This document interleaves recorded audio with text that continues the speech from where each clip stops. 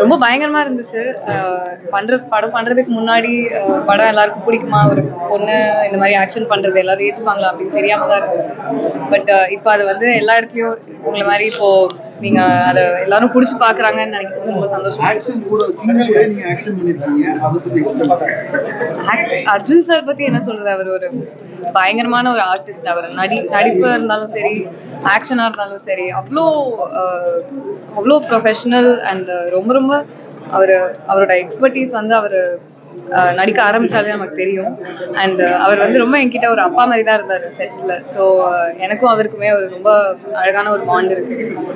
ரொம்ப சந்தோஷம் அவரோட நடிச்சது.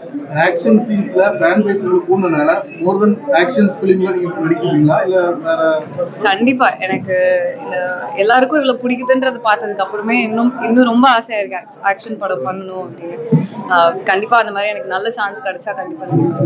சின்ன வயசுல நீங்க வந்து சினி ஃபீல்டுக்கு விரும்பி தான் வந்தீங்களா இல்ல இப்பதான் அந்த ஃபீல்ட்? இல்ல, நான் வர மாடலிங் பண்ணி ஆரம்பிச்சேன். இந்த மாதிரி சின்ன சின்ன ஆட்ஸ் தான் பண்ணிட்டு இருந்தேன். அப்படியே எனக்கு சினிமா மூவிஸ்ல குட்டி குட்டி ஆப்பர்ச்சுனிட்டி வந்துட்டு இருந்துச்சு. அதுக்கப்புறம் ஒர்க் பண்ண ஆரம்பிச்சதுக்கு அப்புறம் எனக்கு ரொம்ப ஒரு பேஷன் வந்துருச்சு. அடுத்த ஸ்டேஜ்ல என்ன ஆக்ட்ரஸ்ங்கிறதுக்கு மேல வேற ஏதாவது உங்களுக்கு பிளான் இருக்கா? எனக்கு சினிமால எது வேணா பண்ணணும்னு ஆசை சார். எனக்கு படம் எழுதுறதுல எனக்கு ஹெல்ப் பண்ணணும்னு ஆசை. ஸோ கண்டிப்பா நான் சினிமால தான் ஏதாவது பண்ணுவேன்.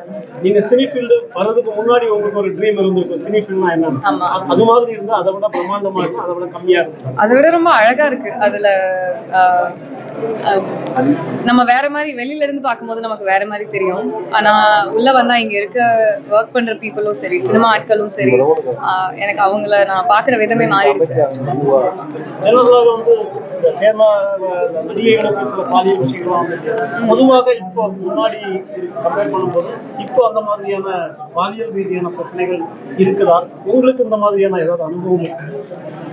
நான் வந்து அது ரொம்ப ஒரு அதிர்ஷ்டம் தான். நான் ரொம்ப லக்கியா இருந்திருக்கேன். அதனால எனக்கு அந்த மாதிரி எந்த எக்ஸ்பீரியன்ஸும் இருந்தது இல்லை. அண்ட் என்னை ப்ரொடெக்ட் பண்றதுக்கே அம்மா அப்பாவும் கூடவே இருந்திருக்காங்க.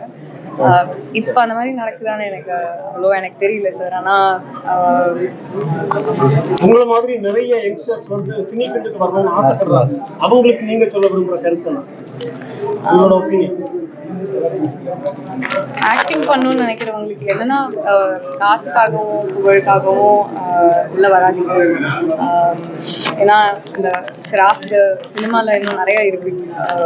ஸோ அதை நம்பி வாங்க. அண்ட் உங்களுக்கு பிடிச்சதே பண்ணுங்க.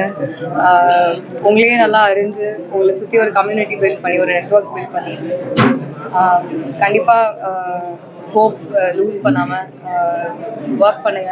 கண்டிப்பா ஒரு நாள் நடக்கும்.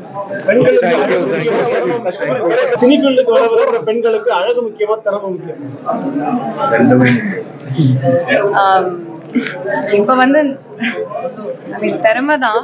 இப்ப வந்து நம்ம அழகுனா என்னன்ற அந்த நோக்கமே மாறிட்டு வருது. ஸோ நம்ம தமிழ் பொண்ணுங்களையும் நம்ம அழகா பார்க்க ஆரம்பிக்கிறோம்னு நினைக்கிறேன் இப்பதான் கொஞ்சம் கொஞ்சமா. ஸோ எல்லாருமே அழகுதான் சார். ஸோ திறமை இருந்தா